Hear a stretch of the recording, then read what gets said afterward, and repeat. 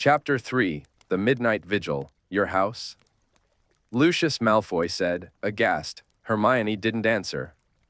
She stared at the bookshelves, trying to steady her breathing, willing the familiar sense of home, maple candles, old paper, polished wood, to soothe her. It didn't work. Her eyes landed on a photo. She was 6, grinning between her parents, ready for her first day of school. One of their hands rested on each of her shoulders, but the image that rose up in her mind was darker, her parents asleep the night she'd changed their memories. Her mother in a nightcap. Her father's mouth slightly open. She'd left for the burrow without saying goodbye, telling herself she couldn't risk it. That if she didn't come back, if she died looking for Horcruxes, they'd be better off not knowing. At the time, she told herself she was being overly anxious. But now, looking at Dumbledore's lifeless body, she knew she'd been right. The danger had always been real. There was nowhere else you could have taken us but a Muggle house. Narcissa asked, disdain dripping from every syllable. No, Hermione said. The Order's safe houses are all being used tonight to move Harry. Of course, Draco muttered. Hermione ignored him. Wingardium Leviosa, she thought, and Dumbledore's body rose gently from the floor. She guided him to the couch and laid him down, tucking a pillow beneath his head. It was absurd to worry about his comfort, but she did it anyway. The Malfoys stood back, Lucius and Narcissa drawing close together like they were afraid the house might infect them.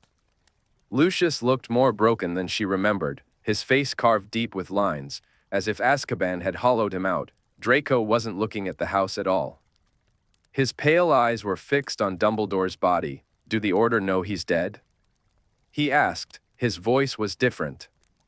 Not mocking. Cold. Guarded. Hermione shook her head.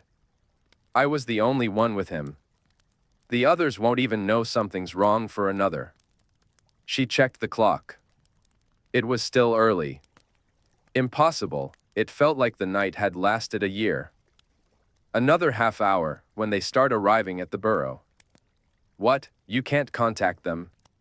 Draco asked, incredulous. I know we have to. I don't know how.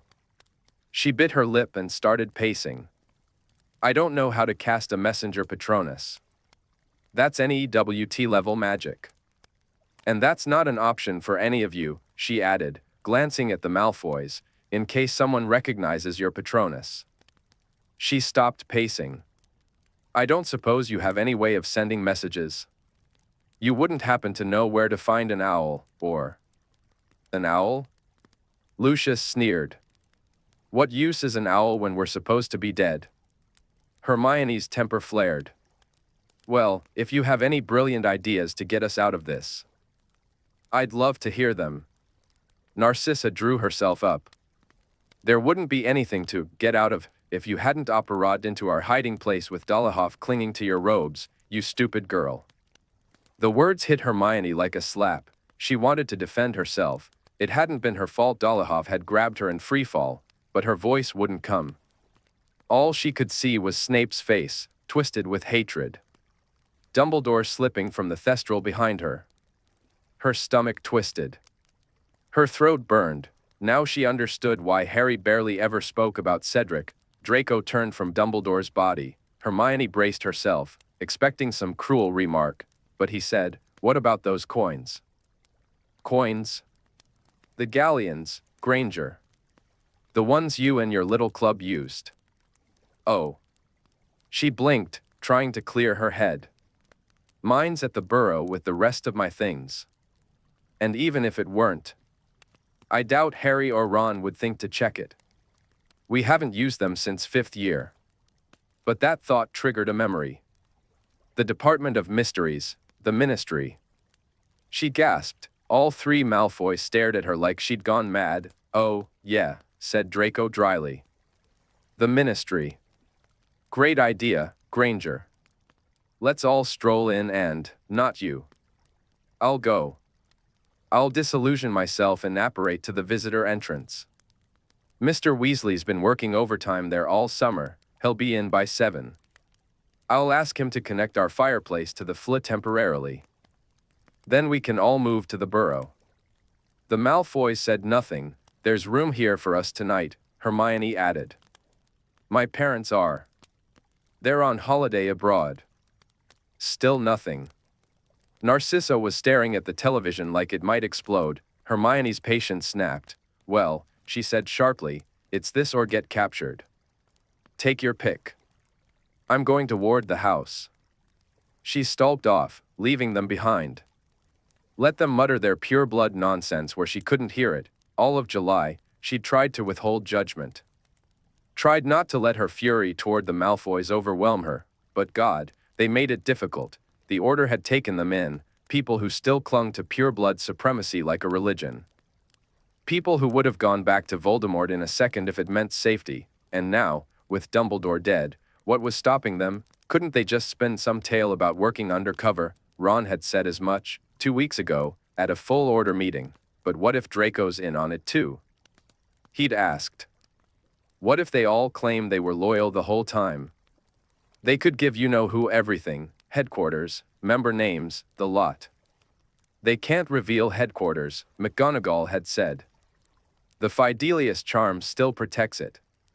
Only the secret keeper can reveal the location. Still, Ron had pressed, you-know-who would take them back if they gave him enough. Then Dumbledore, always infuriatingly calm, had said, but this is where Voldemort differs from you or me, Mr. Weasley. He'd turned that serene gaze on Ron and added, you're a chess player. You think in terms of strategy. Lord Voldemort, on the other hand, Dumbledore had said, thinks in terms of absolute, unwavering loyalty. He detests the idea of seeming anything less than omniscient. He would be furious to learn that the Malfoys were still alive when he believed them dead. Ron had looked skeptical. You mean he'd give up a chance to learn about the Order just to teach them a lesson? Oh, certainly not, said Dumbledore. He would extract whatever information he could, names, identities, secrets. Some they might give willingly. Other knowledge, he'd take by force. Torture. Legilimency. Perhaps he'd hurt one family member to get answers from another. Then, once he had what he needed, he'd paused, his voice softening. He'd kill them. For what he'd see as a betrayal of the loyalty they owed him. Dumbledore had sighed, Draco's life, in particular, would be doubly forfeit. He failed the mission the Dark Lord gave him. The Malfoys know this. They've lived in Voldemort's shadow long enough to understand the cost. I don't think they would risk that fate, not even for his cause. Ron, pale and silent, hadn't pressed the issue further, but now, as Hermione climbed the steps to her attic, she found herself wondering, had Dumbledore been wrong about more than just Snape? Could he have misjudged the Malfoys, too, either by underestimating their loyalty to Voldemort, or by overestimating their love for their son? What if Voldemort was willing to forgive Draco now that Snape had completed the task? What if that changed everything? She pushed open the attic window and leaned out into the summer night. Protego tot alum, she whispered, sending protective magic washing over the house like a dome. They're safe, she told herself. Harry and Ron are safe. Everything's going to be all right. Still, even if, when they made it back to the burrow, she could imagine what would happen next. Panic. Confusion. Ron would want to search for her. Harry too. And the rest of the Order would never allow it. Repello Muggletum, she murmured. She pictured Ron pacing his room, muttering anxiously, trying to convince himself that everything was fine because she'd been with Dumbledore. She pictured Harry lying on the camp bed, staring silently at the ceiling, his green eyes tight with worry, responding only with the occasional yeah or salvio hushia. By morning, Ron would be angry and tense, lashing out at Ginny and then feeling guilty for it. And Harry. Harry would turn quiet, serious. He always did when things were truly bad. In another world, a better one, he wouldn't have become that version of himself yet. Hermione lowered her wand and shut the window. Downstairs, Draco couldn't sleep. Granger had given his parents the master bedroom. They'd frozen, horrified, at the lineup of devices in the end suite, bizarre objects Granger claimed were meant to fight tooth decay. To Draco, they looked more like medieval torture tools. He wouldn't be putting any of them near his mouth. She'd shown him to a second bedroom on the ground floor. Large bed. Soft sheets. Clean. He hadn't thought he was tired, but the moment he'd laid down, fatigue crushed him like a weight. He should have fought it, he thought now, irritated. He'd woken up again around 1 in the morning. Now it was nearly 3, and he was still wide awake, staring into the amber-lit dark. The curtains didn't fully block the light outside, and the street lamp turned everything orange. The desk, the white dresser, the tilted brass lamp with its drooping shade, images kept flashing through his head. Dumbledore's face, lit by green light atop the astronomy tower, then the same face, cold and gray, lying on a kitchen floor like discarded laundry. But mostly, Draco kept seeing Dolohov, spinning through the air when Draco's stunner hit him, stirring again, only to be silenced forever by Lucius's Avada Kedavra. That moment replayed over and over. The light. The fall. The stillness. It had happened so fast. Lucius had cast the killing curse the same way he used to summon books or close curtains. Smooth, practiced, effortless, Draco had always known his father had killed before. But knowing wasn't the same as seeing it. He wondered, how many people had his father killed? And, had he disappointed him by failing to kill Dumbledore? None of them had mentioned it, not once. They acted as though they'd arrived at Grimmauld Place by accident, not consequence. Draco was sure of one thing. His father wouldn't have hesitated. The thought twisted something in his gut. Did that mean he was weak? He thought of Dolohov again. Of the quiet respect the man had shown. Unlike others, Dolohov had treated him like an adult. Over Christmas, Dolohov had even said, "If this plan of yours works, the Dark Lord will want more from you." Then, to Narcissa, he'd added, "You've raised your son well." The room had gone silent. Draco understood what it meant. Dolohov would regret seeing him die, but he fully expected him to. Could we have modified his memory instead? Whispered a small, treacherous voice. Draco crushed the thought instantly. That kind of thinking would get them all killed. The Dark Lord had torn through Bertha Jorkins's memory charm in 4th year, and that one had been cast by Barty Crouch himself, buried so deep it lasted years and only grew stronger. There was no hiding from Voldemort, no room for compassion or half-truths, only loyalty and death. Draco sat up, throat dry. He padded quietly through the halls toward the kitchen for a glass of water. The house was silent. He hadn't expected much, but it still surprised him. The place was elegant. The rugs were thick and clean. The walls were wide, the floors polished. Framed Muggle photos lined the halls, static ones, unlike magical photos, but vibrant in their own way. Granger's family at a beach in France. On snowy slopes in the Alps. In a colorful marketplace, laughing, and the furniture, while not what he'd ever allow in the manor, had its own style.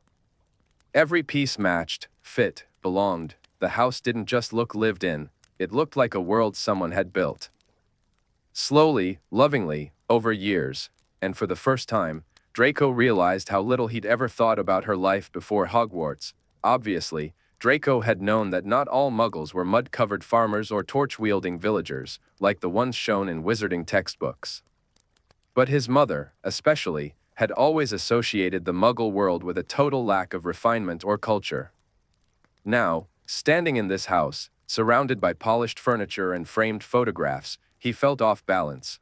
What unsettled him more was being forced to think about Granger growing up here, probably dashing through the halls with arms full of books, rattling off facts to her parents. He hadn't asked for a glimpse into her life. He certainly wouldn't have welcomed her snooping around his childhood home, imagining what he had been like. The kitchen was long and silver-toned, and filled with a constant low hum that made Draco uneasy. As he passed a large metal refrigerator, it rumbled loudly, and he flinched. Had it been cursed? He scouted through half a dozen cabinets before finally finding a glass, filled it with water as fast as he could, and hurried back out, glancing warily at the refrigerator as he went. At the end of the hall, he stopped so suddenly that water sloshed over the rim of the glass and splattered on the hardwood floor. A light had been turned on in the front room. Something was moving. His stomach clenched, ready to bolt, until he saw it was only Granger. She was sitting on the floor, facing away from him, beside the sofa where Dumbledore's body still lay.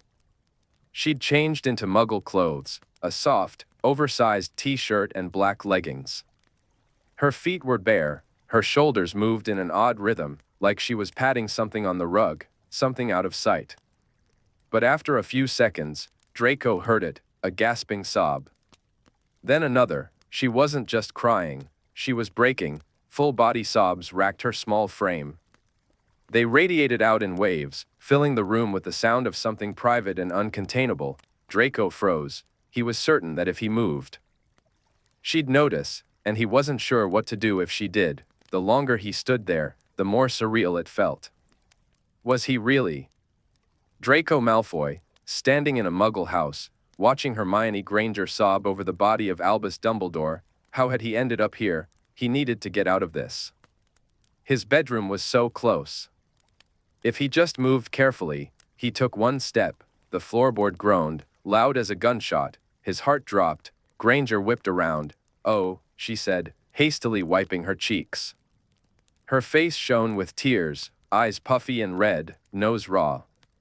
She looked like a slightly distorted painting of herself. Draco had a sudden, vivid memory of Pansy Parkinson, eyes glassy with tears. When he'd snapped at her last year that he didn't have time for her anymore, he hadn't known what to say then, either. He started too loudly, then tried again. "I told him about Snape. Dumbledore, I mean. I said not to trust him. He didn't listen." Granger didn't answer at first. She looked back at Dumbledore's body. "I know," she said finally. He didn't ask how she knew. It probably had something to do with Potter. Another awkward pause. Draco wondered if it would be reasonable to just go into the bedroom and close the door. Then she spoke again, softly. "Dumbledore was so sure about him," she said. "I don't know why he trusted Snape so much." Draco sneered. "Because he trusted everyone." Granger gave him a sharp look. "You don't have to say it like that. You're only alive because he trusted you." "Yeah, well, maybe he shouldn't have," Draco muttered. He saw her expression shift, wary. He rolled his eyes and stepped into the sitting room, lowering his voice. "I'm not going to blow up your house, Granger. Calm down. I'm just saying, he never acted like it was a war, did he? He was too busy playing the noble martyr." Her annoyance crystallized into anger. "He wasn't playing at anything. I think it's admirable that he still believed in people's better nature." "Oh, well, as long as you and the rest of Gryffindor think it's admirable," Draco said with a cold laugh. He set his water on a side table. "That'll be a real comfort to him now. I hate to break it to you," he went on, "but Dumbledore didn't act like that because he believed in people. He thought he knew everything about everyone. He didn't believe people would surprise him. That's not noble, it's arrogant. And now look where that's gotten him." He cast a bitter glance at the couch where Dumbledore's body lay. Draco realized, then, just how angry he was, angry that Dumbledore had let Snape do it. Angry that he'd risked Draco's family for some grand ideal. Furious that he'd made Draco believe, just for a moment, that everything might actually turn out all right. Snape, at least, had kept his word. He'd waited 10 days after Lucius's arrival before killing Dumbledore. Draco should have used that time to force the Headmaster to act, to demand real answers. If Dumbledore had actually planned for their escape, those plans had died with him, lost in the soft, gray matter of the corpse lying just feet away. When he looked back at Granger, she was watching him. Her eyes were searching. Her hair, even more chaotic than usual, spilled in curls over her shoulders. Her oversized t-shirt bore a faded design he couldn't quite make out. "What?" he snapped. She shook her head. "Maybe you're right," she said, so quietly it was barely audible. The silence stretched again. Draco glanced toward the corner of the room. "What is that thing?" he asked, nodding at the black box with a glass front. It had been quietly staring at him since he walked in. She looked over, and some of the tension in her face eased. "It's a television," she said, and picked up a small black device from the table beside her. She pointed it at the box and pressed a button. The screen lit up. 2 muggles appeared, walking down a street. The image changed angles as they moved, like they were surrounded by invisible photographers. They spoke, though the sound was too low to hear. What? Draco stammered. "What's it doing? Why is it doing that?" Granger's mouth twitched. "That's a television show. A story you watch in weekly parts. But it can do other things too, show you the news whenever you want, for example." She pressed another button. The picture flickered and changed to a grinning muggle pointing at a shiny car, yelling something about financing. "That's an advert," she said. "There are a lot of those." Another press. Now a muggle man was riding a bear the size of a small house. "That's a film. A whole story that takes about an hour and a half." Draco gawked at the screen. But that bear's been engorged." He sputtered. "That's illegal under the statute of secrecy." Granger snorted. "Oh, don't be ridiculous. It's not real. It's a visual effect. Something filmmakers use to make the impossible look convincing." Draco didn't answer. He stared at the television, utterly silent. Granger clicked the button again, and the screen went dark. "You'd know all this," she said, exasperated, "if you'd taken Muggle studies. This is exactly why it should be mandatory." That snapped Draco out of his trance. He blinked several times, the image of the screen still burned into his vision. "Muggle studies?" He scoffed. "I'd sooner take divination. Or a slow-acting poison. Or a kick to the—" "All I'm saying," Granger interrupted, slipping back into her lecturing tone, "is that you wouldn't be asking such embarrassing questions now if you'd been able to ask them in a classroom environment when you were 13. Draco shot her a withering look. "I'm going to bed," he said, loading every syllable with contempt. "Fine. Good night." She frowned. "Why are you awake, anyway?" "Because taking the night air is good for my delicate humors, Granger." He picked up his forgotten glass of water and raised an eyebrow. "Surely this has nothing to do with it." His hand was on the bedroom doorknob when her voice stopped him. Had you seen him do that before?" Draco froze. "Seen what?" "Your father. He killed that man. Dolohov. You must have known him." He turned slowly. She was standing at the foot of the stairs, unsure but unflinching. She didn't take the question back. Draco's heart was hammering. Had he said something that gave it away? He couldn't remember. And how would she even know what he'd been thinking about? Then the defensive anger surged up in him like a shield. It wasn't her business. None of it was. She was probably just trying to worm out information she'd run straight back to Weasley and Potter with. Then they could all sit around and judge his father the same way they'd always judged him. That's what Gryffindors did, really, used morality like a mirror, just to tell themselves they looked better. He narrowed his eyes, cold and automatic. "What?" he sneered. "Was Dolohov a friend of yours? Want me to leave roses on his grave?" But oddly, Granger didn't look angry. Just tired. Resigned. "No," she said. "I was going to thank you for stunning him before he killed me, actually. But I suppose I shouldn't have bothered. You're a real pig, you know that, Malfoy." She turned and stalked up the stairs, hair and t-shirt fading into the blue-gray darkness. Draco watched her go, irritated, confused, but mostly irritated. She was misremembering the order of events. He hadn't stunned Dolohov to save her. He hadn't even known it was her. She'd still looked like Harry at the time. He'd done it because Dolohov had reached for his mark.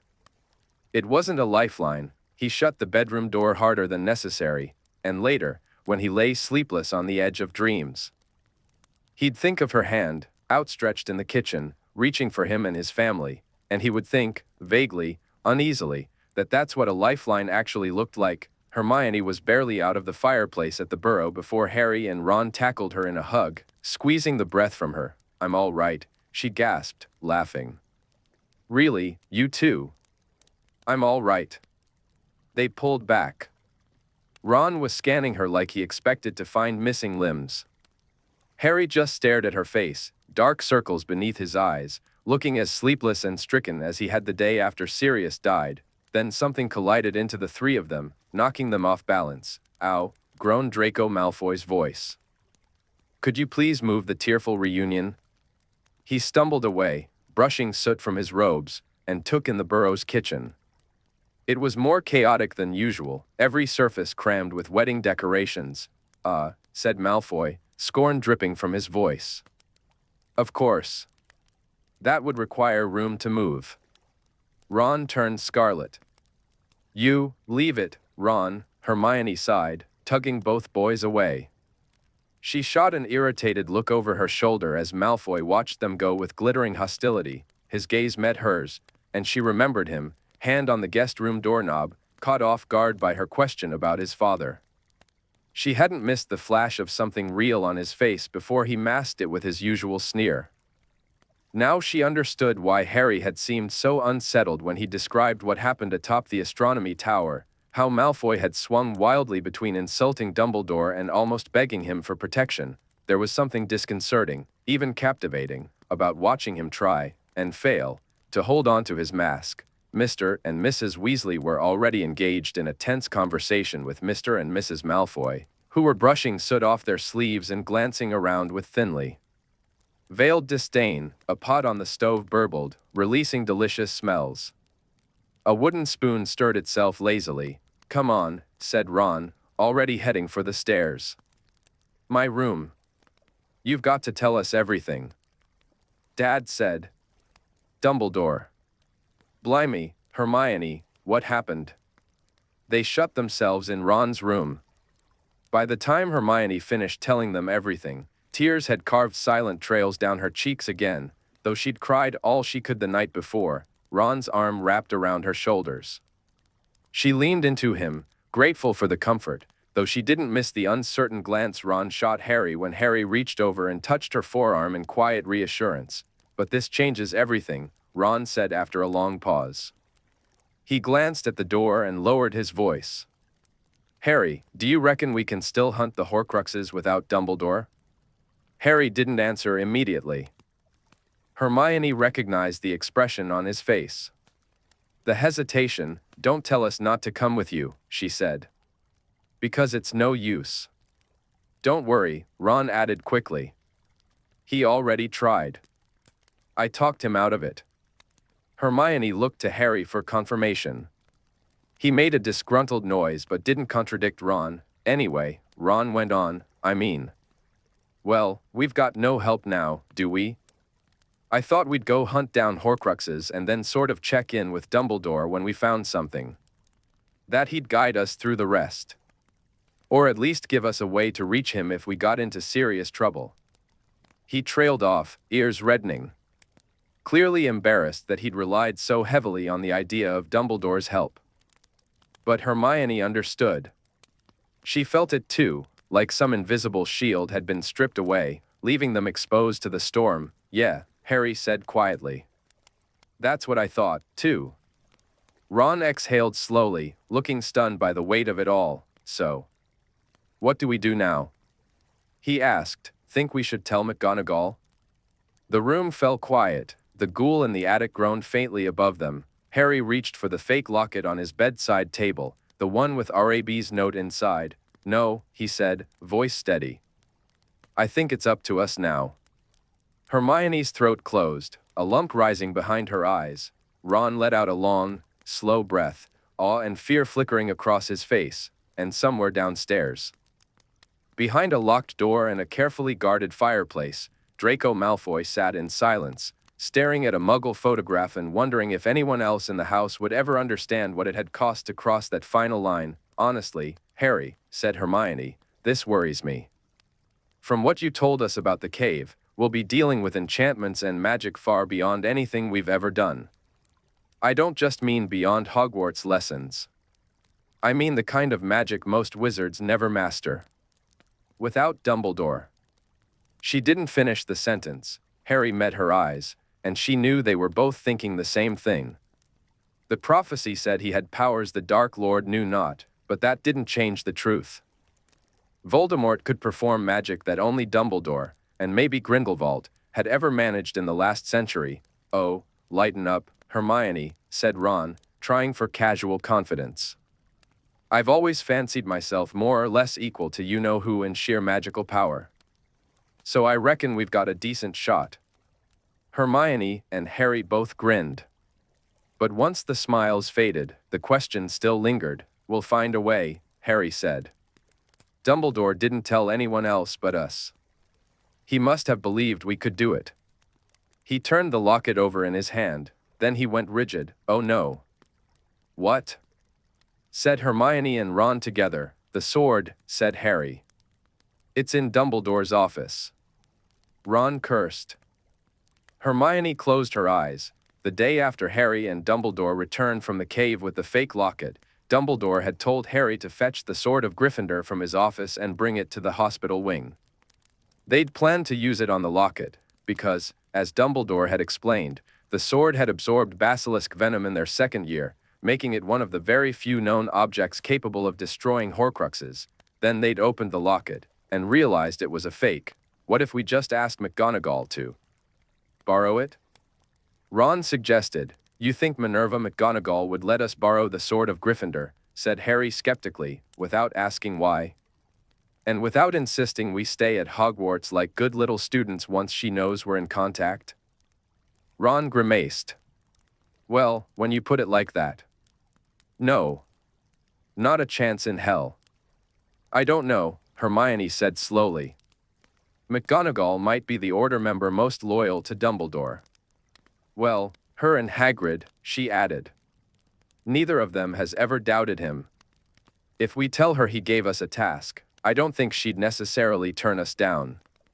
In fact, Hermione brightened a little. If it's Dumbledore's orders, there's a chance she might even help us, without asking too many questions. They sat in thoughtful silence, considering. Hermione could feel it in the room. Harry and Ron were bolstered by the idea. McGonagall was like a lighthouse in the chaos, a stabilizing presence in the uncertainty of their quest. You know, said Ron slowly, you might be right, Hermione. I reckon she might help us. Not sure how we'd get word to her, though. We can't put it in writing, Harry said. Let's just go. To Hogwarts. We'll talk to her in person. They're saying the funeral will be there, Hermione added. It should be safe to go then. Yes. I think so, Hermione said quietly. She wanted to reach for Harry's hand, to offer comfort, but suddenly she was very aware of how close Ron was sitting. Did they say when the funeral is? She asked Harry. He looked away, in that same closed-off way he always did when she brought up Sirius. Friday, he said shortly, the day after Bill and Fleur's wedding. Ron added. He let out a short, mirthless laugh. Merlin. That's going to be a change of mood. They were quiet for a moment, then Harry glanced over at Hermione. Are you all right? He asked. You saw it happen. Yeah, Ron added quickly. If you want to talk about it, I mean. As she looked at them. Ron's freckled face creased with concern, Harry's tired eyes warm with care. Something settled in her chest. Last night, she'd wanted nothing more than to see them. To spill everything that had been coiled up inside her. Now, just being here was enough. They would worry when she was gone. They would embrace her when she returned. They would make these awkward, heartfelt attempts at comfort. And look at her with that same quiet patience, waiting for her to speak. Maybe, in time, she would, but for now, the offer was enough.